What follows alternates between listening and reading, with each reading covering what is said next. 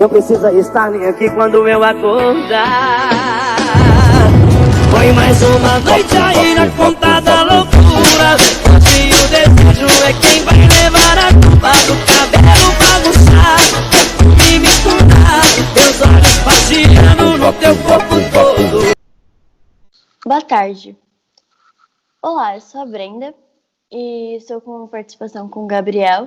E hoje iremos comentar sobre as pandemias e epidemias que vêm preocupando o nosso mundo. E elas não são novidade na história mundial. E a partir do momento que a gente começa a viver em uma sociedade e fazer contato com outros povos, as doenças começam a se espalhar. E hoje a gente separou uma lista com 10 pandemias e epidemias mais letais de todos os tempos. E a primeira dela é a varíola, que o número de mortes é incontável, são 500 milhões apenas no século XX. A varíola ela tem uma história bem extensa. Ela é uma causadora de epidemias mortíferas. Acredita-se que provavelmente ela tenha se surgido na Índia e manifestado na Ásia e na África, desde antes da era cristã. Foi possível responsável pela epidemia misteriosa e catastrófica ocorrida em Atenas, que, segundo Tucídides, matou 1/3 da população no ano de 430 a.C., dando início ao declínio dessa civilização democrática. A doença era desconhecida e desapareceu depois de um tempo, mas surgiu novamente no século II e III, dizimando grande parte da população do Império Romano, a qual era totalmente não imune, como mais tarde faria na América. A varíola foi endêmica na Europa, Ásia e Arábia por séculos. Uma ameaça persistente que matou 3 a cada 10 pessoas infectadas, deixando os sobreviventes com cicatrizes e cegueira. Porém, a taxa de mortalidade no Velho Mundo não foi nada em comparação à devastação causada entre as populações nativas no Novo Mundo. Quando o vírus da varíola chegou no século XV, com os primeiros exploradores europeus, os povos indígenas dos países conhecidos atualmente como México e Estados Unidos não tinham imunidade natural ao vírus, que seguiu dizimando dezenas de milhares. Segundo Thomas Mockaitis, historiador e professor da Universidade de DePaul, não existe uma sachina histórica que possa se equiparar ao que aconteceu nas Américas, onde 90 a 95% da população indígena foi exterminada no decorrer de um século, com o México passando de 11 milhões de pessoas antes da conquista para apenas 1 milhão. Segundo depois, a varíola se tornou a primeira epidemia viral a ser finalizada por uma vacina. E em 1796, um médico britânico chamado Edward Jenner percebeu que mulheres que retiravam o leite das vacas não contraíram a varíola e acabou descobrindo que a imunidade delas ocorria devido a uma infecção não perigosa, proveniente da varíola bovina. Foi então que Jenner famosamente inoculou o filho de 9 anos, seu jardineiro, com essa varíola, e em seguida expôs o menino à varíola humana, o que não apresentou nenhum efeito prejudicial. Porém, foram precisos quase 2 séculos para combater o vírus completamente. Em 1980, a Organização Mundial da Saúde anunciou que a varíola havia sido completamente erradicada na face da Terra. Uma segunda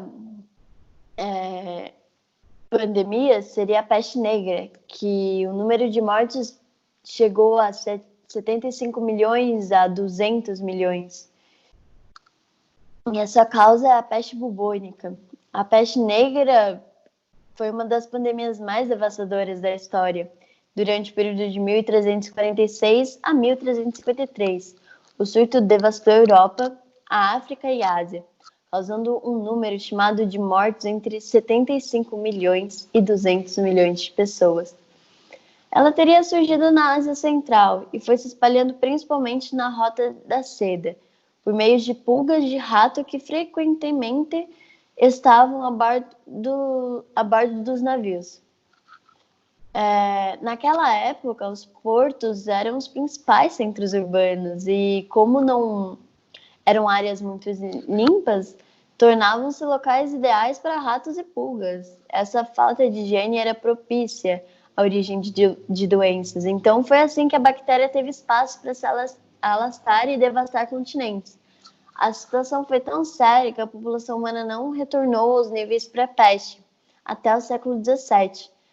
A enfermidade continuou a surgir de forma intermitente e em pequena escala pela Europa até praticamente desaparecer do continente no começo, né, do século XIX.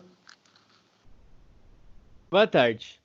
Bom, o HIV foi identificado pela primeira vez na República Democrática do Congo, em 1976, e provou sua força como uma pandemia global, ao matar mais de 36 milhões de pessoas. Acredita-se que sua origem provavelmente se deu a partir de um vírus de chimpanzé, o qual foi transferido para seres humanos na África Ocidental. Na década de 1920, atualmente existem entre 31 e 35 milhões de pessoas vivendo com AIDS, sendo que a grande maioria delas está localizada na subsaariana, onde 5% da população são infectadas, um total aproximado de 21 milhões de pessoas. Por décadas, a doença não tinha cura conhecida, mas os medicamentos desenvolvidos na década de 1990, o aumento da conscientização e o desenvolvimento de novos tratamentos tornaram o HIV muito mais gerenciável, e muitos dos infectados passam a levar uma vida produtiva. Uma notícia ainda mais encorajadora é que 2 pessoas já foram curadas da doença no início desse ano, de 2020. Bom, a praga de Justiniano foi uma pandemia causada também por surto de peste bubônico e recebeu esse nome por ter ocorrido durante o reinado do imperador Justiniano I. Também é uma das maiores pandemias da história, com impactos muito parecidos com o da peste negra, que foi vários anos mais tarde. Foi estimado que entre 25 milhões e 100 milhões de pessoas tenham morrido ao longo de 2 séculos por causa dessa peste. A doença foi transmitida pelas pulgas que infestavam os ratos dos navios com carregamento de grãos do Egito. A praga de Justiniano deixou sua marca no mundo, dizimando até 1/4 da população do Mediterrâneo Oriental e devastando a cidade de Constantinopla, onde no auge causou mais de 5.000 mortes por dia e, consequentemente, deu fim a 40% da população da cidade. Acredita-se que os resultados dessa pandemia ajudaram na conquista das províncias bizantinas no Oriente Médio e na África pelos árabes, facilitando-a. Estudos genéticos mostram que essa doença teria origem na China e seria causada pela bactéria Yersinia pestis, assim como outras grandes pragas. A gripe espanhola. A gripe espanhola, também conhecida como gripe de 1918, foi uma pandemia incomumente mortal do vírus influenza. De janeiro de 1918 a dezembro de 1920, 500 milhões de pessoas foram infectadas, cerca de 1/3 da população mundial na época, causando a morte de 20 milhões a 50 milhões de pessoas.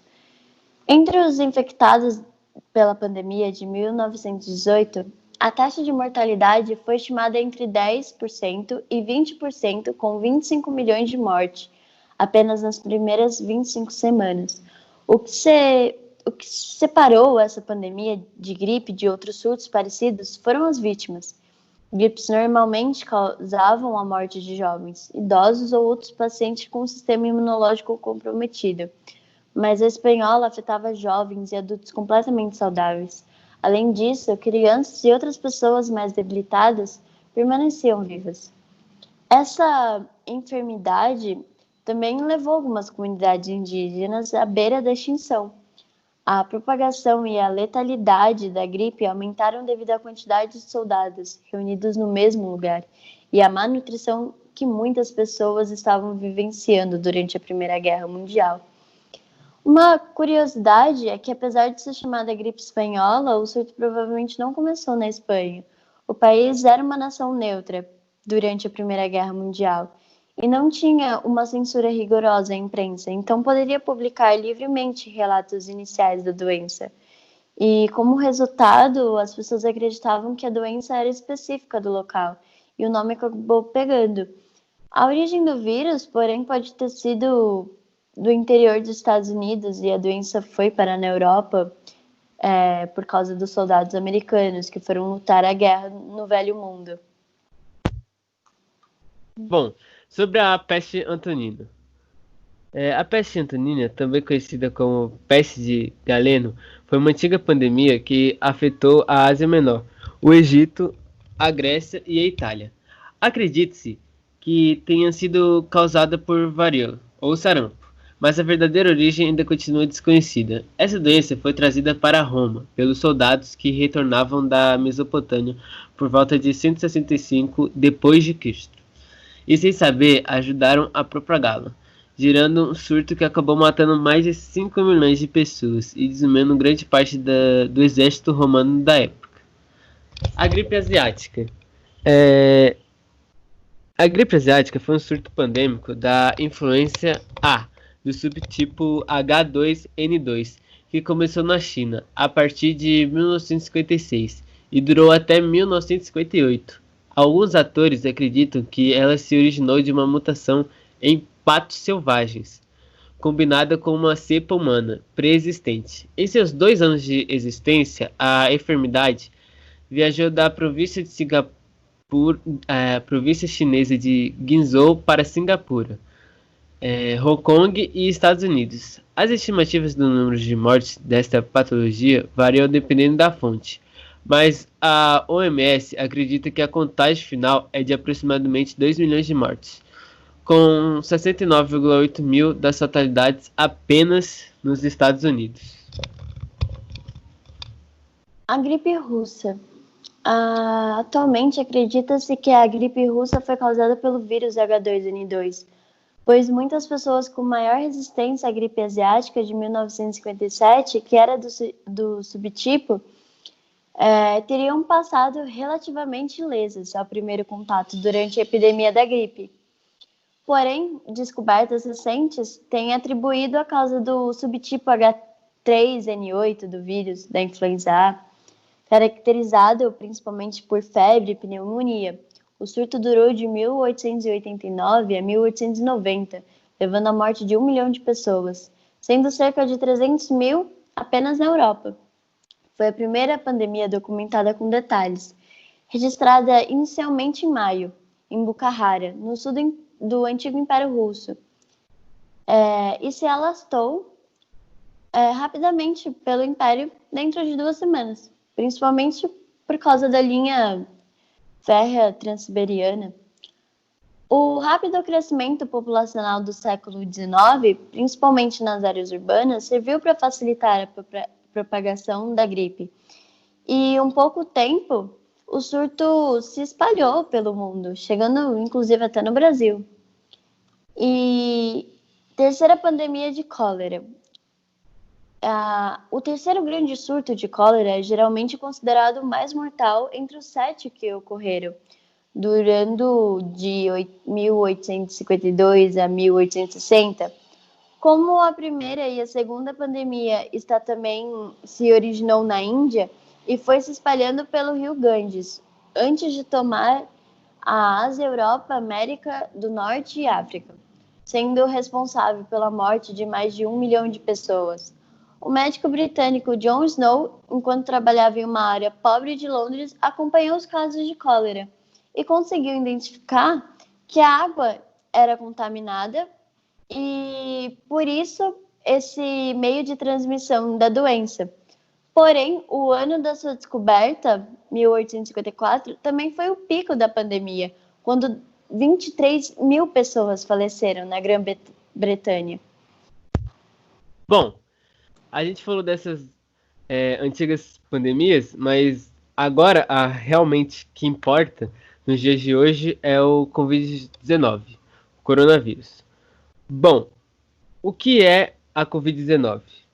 É uma doença causada pelo coronavírus, que apresenta um quadro clínico que varia de infecções assintomáticas a quadros respiratórios graves. De acordo com a Organização Mundial de Saúde, OMS, a maioria dos pacientes com Covid-19, que é cerca de 80%, podem ser assintomáticos e cerca de 20% dos casos podem requerer atendimento hospitalar por apresentarem dificuldades respiratórias e desses casos, aproximadamente 5% podem necessitar de suportes para tratamentos de insuficiência respiratória. Agora, o que é o coronavírus? O coronavírus é uma família de vírus que causam infecções respiratórias. O novo agente do coronavírus foi descoberto em 31 de 12 de 2019, após casos registrados na China. Provoca a doença chamada de Covid-19. Os primeiros coronavírus humanos foram isolados pela primeira vez em 1937. No entanto, foi em 1965 que o vírus foi descrito como coronavírus, em decorrência do perfil na microscópia, parecendo uma coroa. A maioria das pessoas se infecta com coronavírus comuns ao longo da vida, sendo as crianças pequenas mais propícias a serem infectadas com o tipo mais comum do vírus. Os coronavírus mais comuns que infectam os humanos são o alfa coronavírus 229E e NL63, e beta coronavírus OC43 e HKU1. E bom, quais são os sintomas do Covid-19? Pode variar de um simples resfriado até uma pneumonia severa, sendo sintomas mais comuns tosse, febre, coriza, dor de garganta e dificuldades para respirar. Agora, como ele é transmitido? A transmissão acontece de uma pessoa doente para outra, ou por contato próximo por meio de toque do aperto de mão, gotículas de saliva, espirro, tosse, catarro ou objetos em superfícies contaminadas, como celulares, mesas, maçanetas, brinquedos ou o teclado do computador. O diagnóstico da Covid-19 é realizado primeiramente pelo profissional de saúde, que deve avaliar a presença de critérios clínicos. Pessoa com quadro respiratório agudo, caracterizado por sensação febril ou febre, que pode ou não estar presente na hora da consulta, acompanhada de tosse ou dor de garganta, coriza, dificuldade respiratória, que é chamada de síndrome gripal, ou também uma pessoa com desconforto respiratório, pressão persistente no tórax, saturação de oxigênio menor que 95% em ar ambiente, coloração azulada dos lábios ou rostos, o que é chamado de síndrome respiratória aguda grave.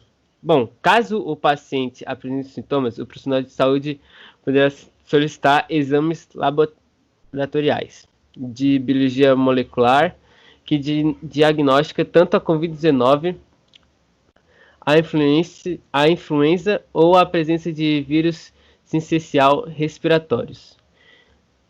Imunológico, que detecta ou não a presença de anticorpos em amostras coletadas somente após o 7º dia de início dos sintomas. O diagnóstico da Covid-19 também pode ser realizado a partir de critérios como histórico de contato próximo ou domiciliar, nos últimos 7 dias antes do aparecimento dos sintomas, com o caso confirmado laboratorialmente para a Covid-19 e para o qual não foi possível realizar a investigação laboratorial específica, também observados pelo profissional durante a sua consulta. Bom, todo mundo está cansado de saber como se proteger, mas as recomendações são sempre bom serem lembradas para o convite, que é lavar a mão com frequência, até a altura dos punhos, com água e sabão, ou então higienizar com álcool em gel 70%, que é o álcool em gel 70%. Ao tossir ou respirar, cubra nariz e boca com lenço, ou com o braço, e não com as mãos. Evite tocar os olhos, nariz e bocas com as mãos não lavadas. Ao tocar, lave sempre as mãos, como já indicado. Mantenha uma distância mínima de cerca de 2 metros de qualquer pessoa tossindo ou respirando. Evite abraços, beijos, apertos de mãos. Higienize com frequência o celular e os brinquedos da criança. Não compartilhe objetos de uso pessoal, como talheres, toalhas, pratos, copos. Mantenha os ambientes limpos e sempre bem ventilados. Evite circulação desnecessária nas ruas, estádios, teatros, shops, shows, cinemas, igrejas. Bom, fique em casa, né? Se estiver doente, evite contato físico com outras pessoas. Durma bem e tenha uma alimentação saudável, muito bom para sua imunidade. E utilize máscaras caseiras ou artesanais, feitas de tecido em situação de saída de sua residência. Bom, agora a Brenda vai falar um pouco sobre os números do Covid-19. Hoje em dia, né, o mundo, assim, né, globalmente, confirmados com o coronavírus são de 5.929.312. Desses casos confirmados, apenas 2.387.896 foram recuperados. E a mortalidade está em 357.781. O Brasil está em segundo no ranking de casos, né, que tem mais coronavírus, e os Estados Unidos em primeiro. Gente, fica em casa, é isso. Obrigada. Esse foi o nosso podcast.